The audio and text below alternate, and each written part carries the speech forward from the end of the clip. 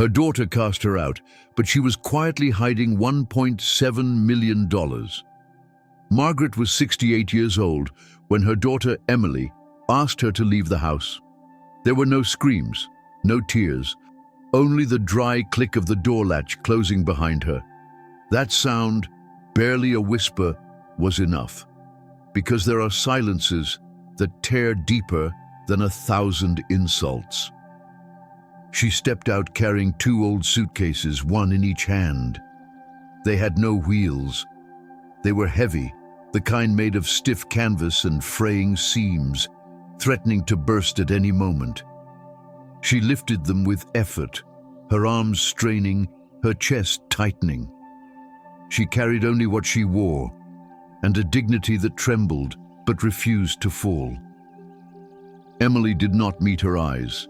She stood at the threshold, arms crossed, her face tight with strain. Behind her, Michael, Emily's husband, cradled the baby in his arms as if nothing out of the ordinary was happening. "Mom, we've talked about this. We just can't afford to keep supporting you anymore," Emily said. Her voice was low, almost mechanical, as if rehearsed 100 times. Margaret said nothing. Years ago, she had stopped counting how many times she skipped meals so Emily could have a full plate. She had worked under the blazing sun, in the freezing rain, scrubbing strangers' floors, washing their clothes until her hands bled, all for her daughter, and now, not a single tear, not even a hug. Slowly, she turned away. The weight of the suitcases was nothing compared to the weight in her chest. She moved with small steps, dragging her soul behind her. When she reached the corner, out of sight from her family, she exhaled sharply, and only then did she allow herself to cry. A silent, desperate sob caught in her throat. This wasn't grief, it was something deeper, a sorrow born not of anger, but of a far crueler wound, being forgotten. The suitcases rested briefly on the ground. Margaret covered her face with her hands, trembling. No one could see her. And because no one could see her, she finally allowed herself to weep. What Emily didn't know, what no one knew, was that Margaret hadn't lost her job. She had retired of her own choosing. The rheumatoid arthritis twisting her fingers no longer allowed her to fold laundry without making her bones crack and grind. And though her employer had offered to keep paying her cash for lighter duties, Margaret had chosen to leave with her back straight. Inside her old cloth purse, tucked among faded papers and a frayed notebook, was a bank card from a small, almost unknown bank. The account had been opened 23 years earlier, when she inherited a dry, worthless plot of land on the outskirts of the city. Everyone had told her to sell it. It had no water, no electricity, no road access. Take whatever you can get, they said. But Margaret hadn't sold it. Year after year, with great sacrifice, she paid the property taxes, even when she had to pawn her wedding ring. 2 months before that door closed behind her, an engineer came looking for her at her former cleaning job. They were seeking that very piece of land, now sitting squarely in the path of a future railway line. They made her a multi-million-dollar offer. Margaret asked only one question: can this be kept private? 3 weeks later, $1.7 million were quietly deposited into a private investment account managed by a nameless foundation. She told no one, not Emily, not Michael. That night, Margaret didn't go to a hotel. She headed for a shelter for elderly women in the neighborhood of St. Mary's, not because she had no other options, but because there, among iron-frame beds and rough blankets, were women who had also been cast aside by their families. She carried her suitcases to the furthest room and let them rest in a corner. She shared her dinner with a toothless woman, listened to the stories of others like her, forgotten but unbroken. And in that neglected corner, Margaret felt seen once more. The following morning, Margaret woke early, before the sun had fully risen. The shelter was still quiet. The only sounds were the faint creaks of old floorboards and the soft breathing of sleeping women. She sat at the edge of her cot, watching the first streaks of dawn filter through the cracked blinds. The air was chilly, but she barely noticed. Her hands, though stiff and swollen, moved slowly as she wrapped her scarf around her neck. She didn't feel lost. She didn't feel defeated. She felt something far rarer: freedom. With her suitcases in hand, she walked through empty streets until she reached the outskirts of town, to an old abandoned manor that stood hidden behind overgrown trees and layers of silence. The house was in ruins, the windows shattered, the roof sagging inward, weeds choking the once grand entrance. The air smelled of damp wood and forgotten dreams. But Margaret saw something else: potential. She bought the property in cash. No one asked questions. No one recognized her. That was exactly how she wanted it. Over the course of weeks, the transformation began. Brick by brick, beam by beam, the house was reborn. Workers came and went, most of them not knowing who paid their wages. New roofs replaced the broken ones. Walls were reinforced, and shattered windows gave way to wide glass panes that let sunlight pour inside. A fully equipped kitchen was installed. Warm showers with steady streams of hot water were fitted. Solar panels gleamed on the roof, and a vegetable garden was planted, basking in the sunlight like a quiet promise of nourishment. And still, no one knew who was behind it all. And that was precisely what Margaret wanted. She was not driven by revenge. She wasn't seeking recognition. There would be no headlines, no grand announcements. All she wanted was to build a place where no one would be discarded because they had grown old, ill, or simply tired. Once the house was ready, Margaret began her quiet mission. She visited public hospitals, orphanages, community centers. She offered help through anonymous donations from various foundations, none bearing her name. Each time she left a small handwritten note so that no one is left behind. And then came the grand opening of Margaret's table. It wasn't a luxurious place, but it was warm. The smell of freshly baked bread filled the air. Bowls of hot soup waited on every table. Volunteers moved gracefully, each of them knowing how to listen, how to smile without pity. There were no forms to fill, no proof of need required. At the entrance, a single sign was carved into the wooden door. "Here, everyone has a place." Meanwhile, Emily's life was unraveling in a very different way. At first, it was the rent increase. Then, Michael lost his job. The baby developed chronic health issues that demanded constant care and expensive treatments. Debt piled up like an avalanche, unstoppable and merciless. Desperate, Emily reached out to friends, relatives, acquaintances, but doors remained closed. One by one, people turned away. And then, late one night, Michael left. He didn't leave a note, only a voicemail. "I can't do this anymore." Emily sold what little remained: furniture, jewelry, even the television. But it was never enough. Eventually, she found herself standing at the threshold of a city shelter, her child pressed tightly against her chest, carrying nothing but a bag of diapers and a half-empty bottle of warm water.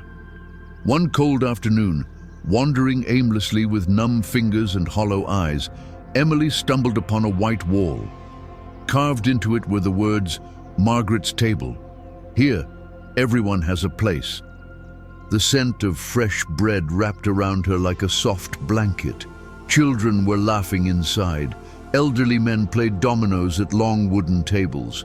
A woman with dark hair pulled into a neat bun was ladling hot soup into bowls, her hands steady and confident. Emily didn't recognize her immediately, but Margaret recognized her daughter. She said nothing. She simply placed a steaming bowl of soup in front of her. Emily looked up, confused, and then the tears came. Not from hunger, but from the ache of recognition, of loss, of guilt. She couldn't speak. Her throat tightened. Margaret didn't embrace her. She didn't scold her. She merely whispered softly, "It's cold. Stay." For the first time, Emily understood the depth of what her mother had done. That night, as Emily lay awake on one of the second-floor beds of Margaret's table, her son curled against her side, she stared at the ceiling for hours. The rough, handmade blanket covering them could not chase away the cold that lived inside her. Memories crowded her mind. Her mother's cracked hands, raw from years of scrubbing, the soft laughter while cooking rice pudding, and that final image, the one that had haunted her for a year. Her mother, walking away with those two heavy suitcases, saying nothing. Emily thought of apologizing, of falling to her knees and begging for forgiveness, but deep inside, she feared that no words would be enough. Wounds inflicted by neglect take longer to heal, even when love still exists beneath the surface. The next morning, Emily made her way down to the kitchen. The sun was just beginning to rise, casting long amber rays through the freshly cleaned windows. The warmth of baking bread greeted her, mingling with the soft hum of morning conversations among volunteers and early visitors. Margaret wasn't there. Instead, a young woman with kind eyes and an easy smile offered Emily a mug of hot coffee and a slice of buttered toast. The woman's voice was gentle, as if sensing the fragility Emily carried within her. "Good morning. Mrs. Margaret usually leaves early," the young woman explained. "Sometimes she visits the hospital, sometimes the community center, but she's always back before sundown." Emily nodded quietly, taking small sips of the coffee, feeling its heat seep into her chest like a comforting hand. She glanced around, observing how everyone moved in harmony, each person contributing without demand or expectation. No shouting, no barking of orders, just a natural rhythm of cooperation. It was unlike any place she had known. Later that day, without anyone asking, Emily picked up a sponge and started washing dishes. She wiped tables, swept the kitchen floor, and straightened chairs. No one told her what to do, but she felt compelled to help. Her son, now safe, played in the back garden where the children ran freely, their laughter carried on the breeze like tiny notes of hope. Day after day, Emily returned to these quiet tasks. She remained in the background, finding solace in the simplicity of the work. There was no shame here, only purpose. She watched the volunteers carefully, noticing the small gestures that made the place feel more like home than any house she had ever lived in. A hand on a shoulder, a warm glance, a shared meal. All carried weight far greater than words. Margaret returned each evening. She would pause briefly in the dining hall, her eyes scanning the room. She never approached Emily directly, but would give a small nod, asking softly if everything was well. Emily always answered with a humble nod of her own. Their words were few, but each passing day seemed to stitch a fragile thread between them. On the fourth evening, as Emily stood at the sink scrubbing trays, she heard a familiar voice behind her. "You're doing a fine job." Emily turned, startled. There was her mother, standing with a clean apron tied around her waist, holding a cloth bag filled with fresh vegetables. Her throat tightened. She whispered, almost in disbelief, "Mom!" Margaret gently lifted her hand, signaling for her to stop before any apology could form. "Have you eaten?" she asked softly. Emily nodded, biting back tears.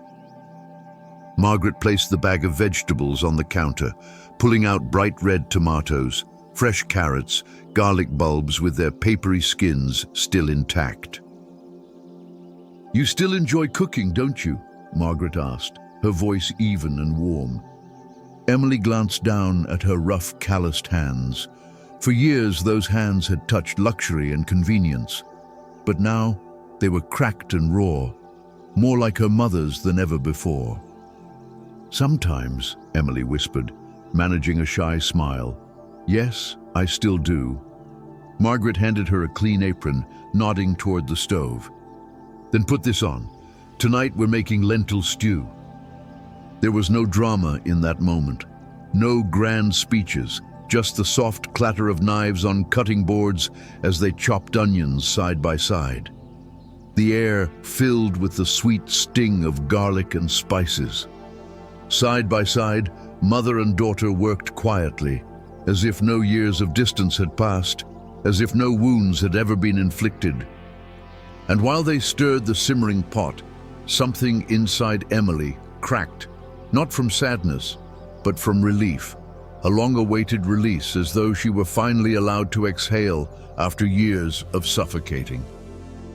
Later that evening, after the meal had been served and the tables cleaned, Margaret led Emily and her son upstairs. This time, they didn't return to the crowded dormitory. Instead, she opened the door to a smaller room, modest but cozy. 2 clean beds, a small dresser, and a crib for the child sat waiting. "This room is yours," Margaret said calmly, "for as long as you need it." Emily sat on the edge of the bed, her voice breaking. "You're giving me this, after everything I did to you?"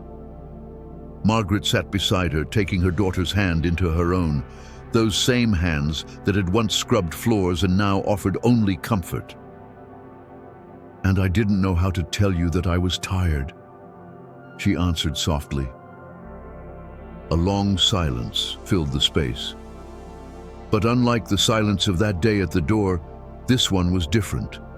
It wasn't filled with bitterness or pain. It allowed both of them to breathe, to simply exist together. Emily finally asked the question that had weighed on her for so long. "Why didn't you ever tell me about the land? About the money?"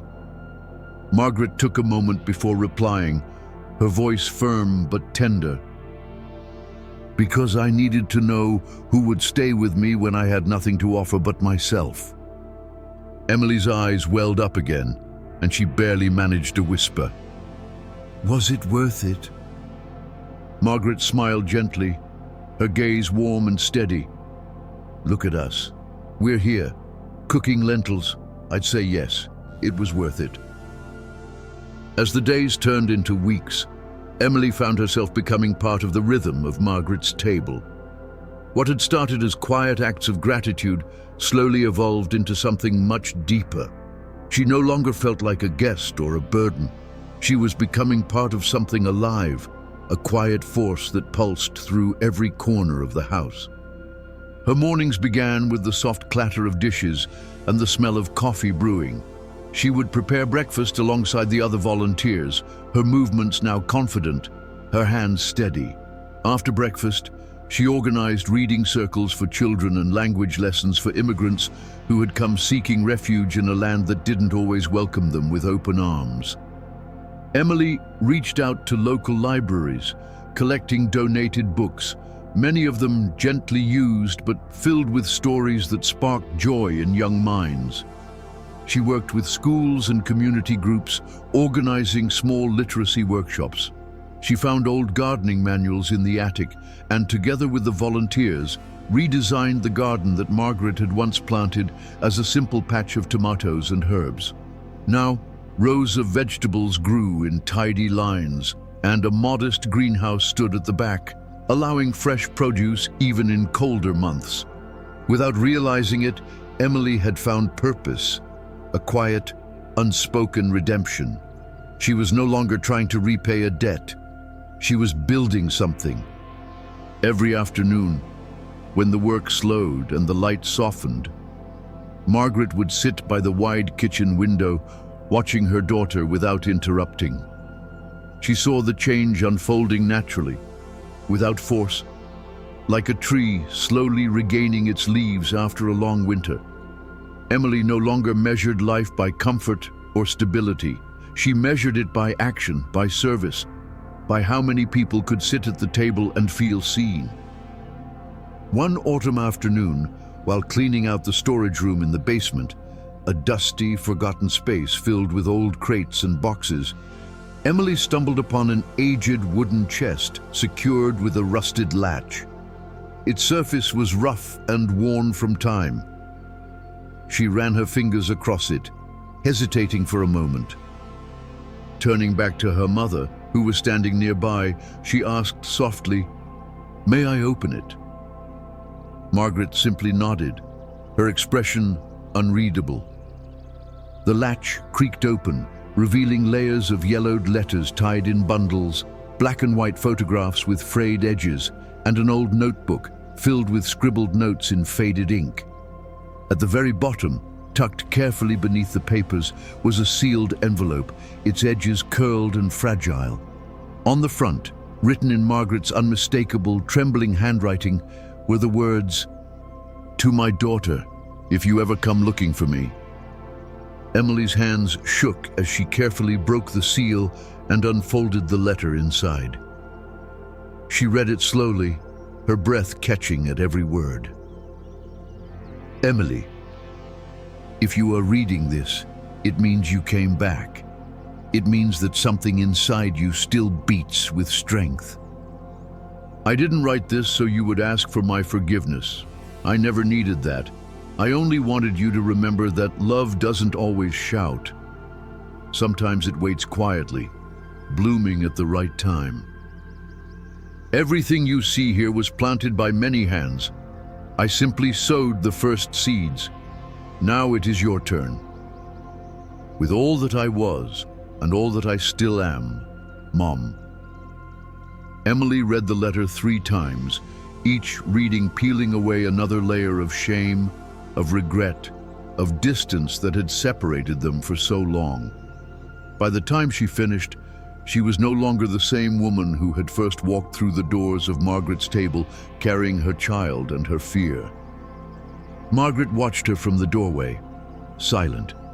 She didn't need to say anything. The letter had spoken for both of them. Months turned into years. The work at Margaret's table grew beyond what either of them could have imagined. There were now sewing workshops for older women who still had skilled hands but had long been forgotten by employers. Musicians from nearby schools offered free music lessons to children. A small clinic operated from one wing of the house, offering medical care to those who had fallen through the cracks of a complicated healthcare system. And once a week, the dining hall transformed into a cozy movie theater, where families and seniors watched films together under warm blankets, sharing popcorn and laughter. Word spread across the city. People came not just for the food or the services, but for something far rarer: dignity. In this house, no one was invisible. And then, one ordinary morning, as autumn leaves painted the streets in gold and rust, Margaret handed Emily a thick envelope inside a plain manila folder. Emily looked at her, puzzled. "What's this?" Margaret's eyes were calm, her voice steady. "The deed to the land, the foundation papers, everything tied to this place. They're in your name now." Emily's breath caught. She stared at her mother, unable to fully grasp the weight of the gift she was being handed. "Why me?" Margaret's reply was simple. "Because this was never mine. It belongs to everyone who has ever felt forgotten, and now you know how to care for them." Tears welled in Emily's eyes, but there was no guilt behind them, no sadness, only a deep, overwhelming current of love that had taken root inside her.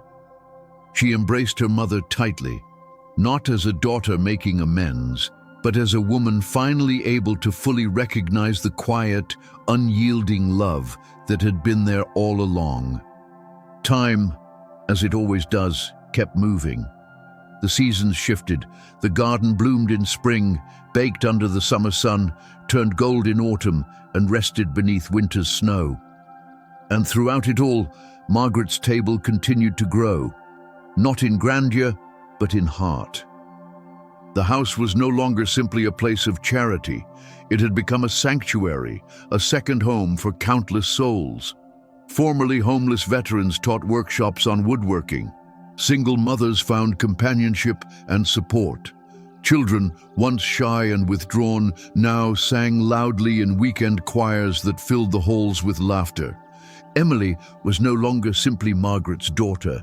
She had become a pillar, someone whom the community turned to not out of obligation, but because her presence radiated calm and care.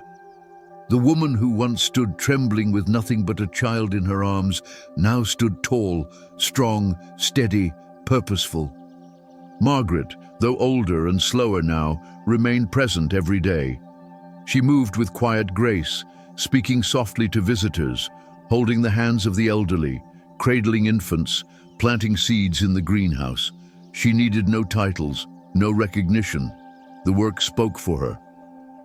And then, one crisp autumn morning, Margaret didn't come down for breakfast. Emily found her resting peacefully in her bed, her breathing shallow but even, her face serene. She sat beside her mother, taking her hand, those same hands that had once carried heavy suitcases, scrubbed endless floors, and lifted countless others from despair. Margaret opened her eyes briefly, her gaze softening as it met her daughter's. No words were exchanged. None were needed. Later that evening, as the sun dipped behind the trees and painted the sky with streaks of amber and rose, Margaret slipped away quietly. No spectacle, no drama. As she had lived her final years, in peace, in silence, but with profound impact. The funeral was simple, exactly as Margaret would have wanted, yet the small chapel overflowed with people. Children she had once fed, elderly women she had once comforted, nurses from local hospitals, teachers, social workers, former cleaning co-workers. Each face carried a different story, but all shared one unbreakable thread. Margaret had changed their lives. At the end of the ceremony, Emily stood before the crowd. In her hands, she held two things: the letter her mother had once written and her mother's well-worn apron. She took a steady breath and spoke softly, yet her voice carried to every corner of the room. My mother once walked through a door that closed quietly behind her, but what she did afterward was far louder than any words she could have spoken. She opened countless other doors and never asked for anything in return. Her voice wavered for a moment, but she continued, her eyes shining. If we're standing here today, it's because a woman with hands full of scars chose compassion over pride, because when the world closed her out, she chose to let others in. As the mourners exited into the bright afternoon sun, Emily paused by the entrance of Margaret's table. The engraved words on the heavy wooden door glistened under the light, carved long ago at the very beginning of this journey. The doors that open are stronger than those that close. She looked up at the sky, feeling the breeze brush gently against her face. And for the first time in many years, she did not feel alone. The work would continue. The house would remain open. The table would stay set, because Margaret's greatest legacy wasn't in the money she once hid or the land she never sold. It was in the countless lives she chose to live quietly, without fanfare, simply because she could. And Emily now understood. Her mother had never truly left. She was there, in every meal served, every bed prepared, every hand held, and every door left open.